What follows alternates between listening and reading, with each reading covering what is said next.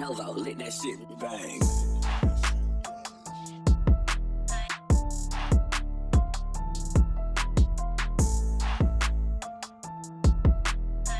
Welcome back, everybody, to Crows of Judgment, and I have great positive news.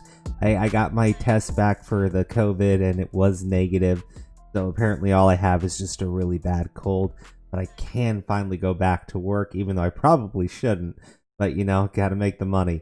So, before we begin, please do me a favor, drop a like on this video, consider subscribing to the channel if you're not already subscribed, and if you want to further support us, you can join us on Patreon. Link will be in the description below, and pretty soon we will have the join button so you can become a member of the channel. There was some interesting news that dropped in one of Bo Black's recent videos in regards to some DMs he had received in November, and then a follow-up to those DMs being received in January, and I will show those here pretty soon. But something was not sitting right with me in a couple of the videos that I've seen and statements coming up from CallMeCarson's former friends. One of these people would be Narrator over here. He uploaded about an hour-long video on CallMeCarson. Essentially, actually, I think I should just read the description for this video rather than playing anything. This is most likely the last video I will post on this channel, but I can't stress enough how long I've waited to post this video. Carson has not only tried to ruin my life, but he has also lied to people I viewed as friends about me, to the point where most cut me off completely. He ambushed and sabotaged me at almost every step. He's mentally scarred me for life and ruined my ambition I have for being a content creator online. This is my story. Now, I saw that. I was like, it seems like this narrative person has a very deep axe to grind. The same way the two former friends who went on Drama Alert had a pretty deep axe to grind against Carson. Now, it does seem like he was legitimately probably a pretty terrible friend to them, and he did break up the lunch club crew or whatever the hell they were, as well as kind of tank a bit of the things that they used to do together. Now, I don't know how deep that resentment goes, but based on the way Narrator phrased his description for that video, and the fact that he spends a good 30-ish minutes complaining about Carson, would tell me that there is a deep, deep wound going on there.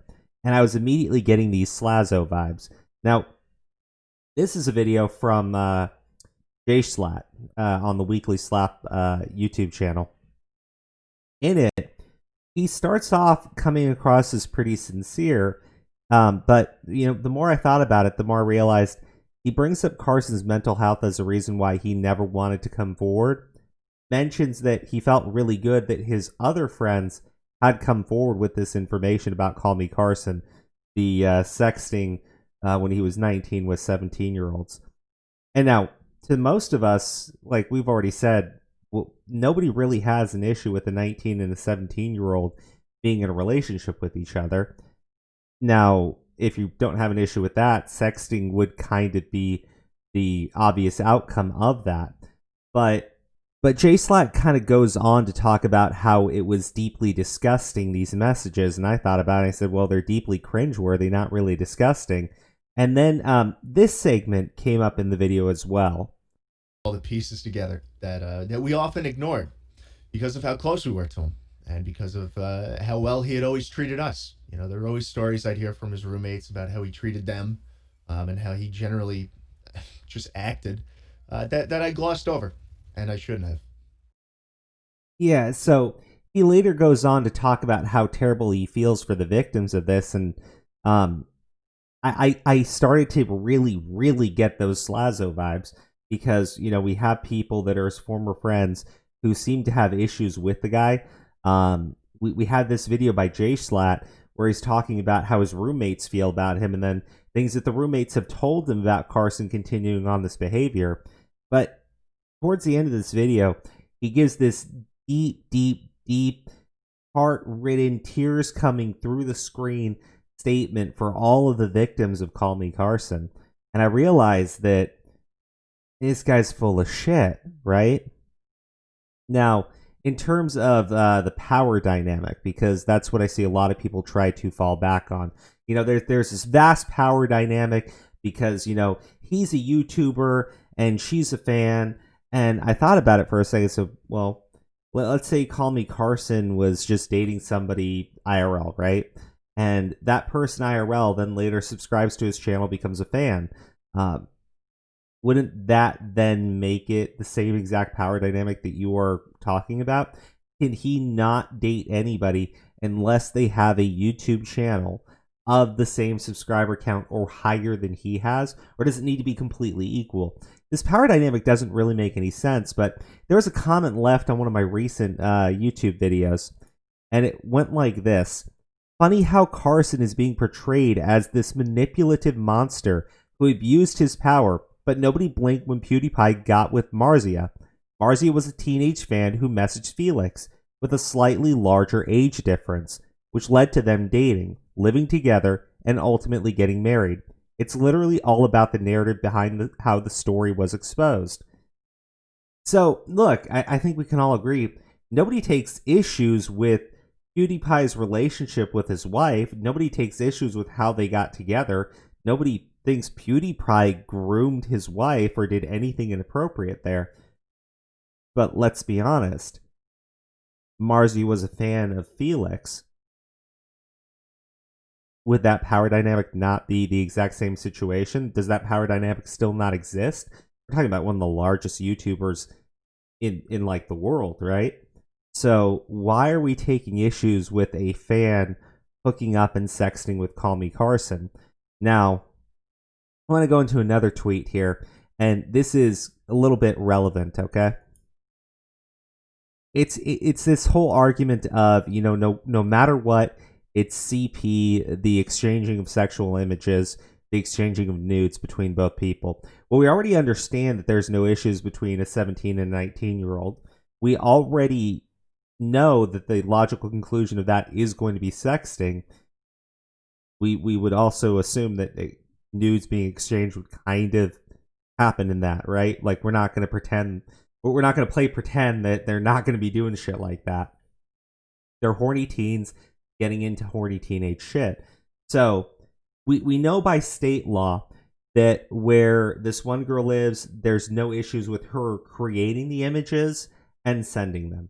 We know by state law there's no issues with Carson being in an active, legally recognized relationship and sexting with his e-girlfriend or whatever the hell you want to call it. So why are we going to go ahead and make this case of, it has to be CP?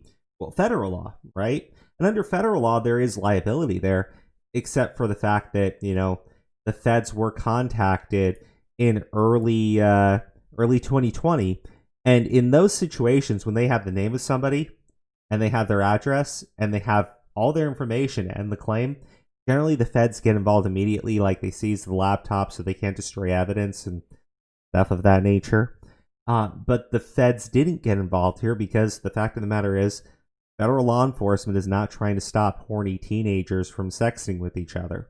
If they were, you would see the feds on every single high school campus locking up your classmates, right? I mean, because let's be honest, when I was in high school, people sexted with each other and they exchanged nudes, and sometimes those nudes got out to other people too. Now that is going too far, but that's not even what's going on in this situation.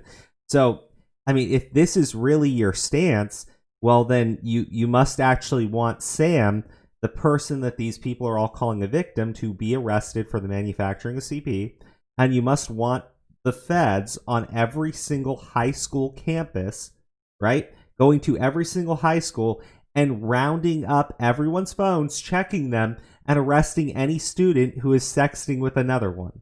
Because that's CP, right? We all would understand that's a gross misuse of that law, but we're all going to act like CallMeCarson is somehow doing something completely out of the ordinary. And that's basically what I got from Narrator. That's what I got from Jschlat. That's what I got from Slimesicle. That's what I got from Noah and the other individual who went on to Drama Alert. And over here, right? He did literally nothing wrong. AOC there is 16 and she initiated contact. This is why you learn to think for yourself, Stans. Think for ourselves, right? Okay. I want to know what you guys think of this DM, which was sent over to Bo Blacks in November. I'm not allowed to leak or say anything, but expect certain pedo allegations coming out about a certain thick-necked individual in the coming months. Now, most of us understand that that is CallMeCarson, right? Not Pyrocynical, because Pyrocynical's allegations were already out there. But and I guess people do call CallMeCarson a thick-necked person. So yeah, it seems kind of weird that this DM was sent over to Boblox in November, almost like all of these individuals, right? All of them were kind of in communication with each other and possibly in communication with Keemstar about coming forward with this stuff in order to bury Carson. Now, this was sent closer to January 1st. I can't say anything, but what I DM'd you a little bit ago about is currently trending. Get ready for the shit show that will be 2021. If you aren't already, turn on notifications for @NoahHugbox. That's all I'm allowed to say. Have a safe new year. So the same individual who sent this DM, linking it to the CallMeCarson situation, this was being planned 2 months ago by CallMeCarson's former friends. It really becomes more telling why they are acting as if these DMs that were released are somehow disgusting, abnormal, why they're just going headfirst into claiming that people were abused and victimized. And when they're all complaining about CallMeCarson and the way that they've been treated in the case of Narrator, when they're complaining about how CallMeCarson broke up their lunch club crew or whatever, like Noah and his friend on Drama Alert did, when they're like J-Slat, right, who clearly seems to take some sort of issues with the guy, but really releases the video almost like he's trying to give himself coverage for not coming forward like everybody else did, or Slimesicle, who wanted nothing to do with Carson. And I gotta say, we can all agree there's no issues with the 19 and 17-year-old. We don't have any issues with that. We know that they're likely going to be sexting. This reaction that he had to Carson, including contacting the feds, would tell me that the two probably weren't that close, right? Or at least that there's something else going on there. And given how easily his so-called friends were willing to flip on him, I don't know. But it seems like this cancellation of CallMeCarson was planned in November, right? And now this DM's from November 16th. And since it was already being planned then, it had to be planned in early November. So we're talking about a good 2 months before anything came out about CallMeCarson. These individuals were planning on dropping this. And given what was going on with Pyrocynical at the time, it seems like they were waiting for, a slow news day to come forward where they could take up all the oxygen out there and just bury Carson with this. I find this whole thing highly suspect. I found their comments about how they're victims in this situation when, by all accounts, all you have are two horny teenagers. And as we've already seen with this individual who left this comment on my YouTube channel, the power dynamic argument is bullshit because, literally that same power dynamic would exist in PewDiePie's own fucking marriage. But nobody takes issues with that. So if Carson and Sam stayed together, we would be okay with that? No, let's be honest here. It seems like his former friends are doing everything in their power to bury this guy for something that's a complete non-issue to the majority of people.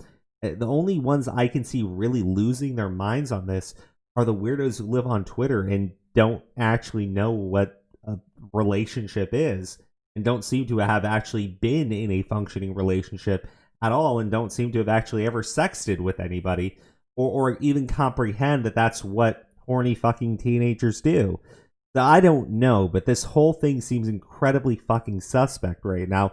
I'm getting major Slazo vibes, and it does seem like his former friends have orchestrated this to come out at a time when it would be the big news story.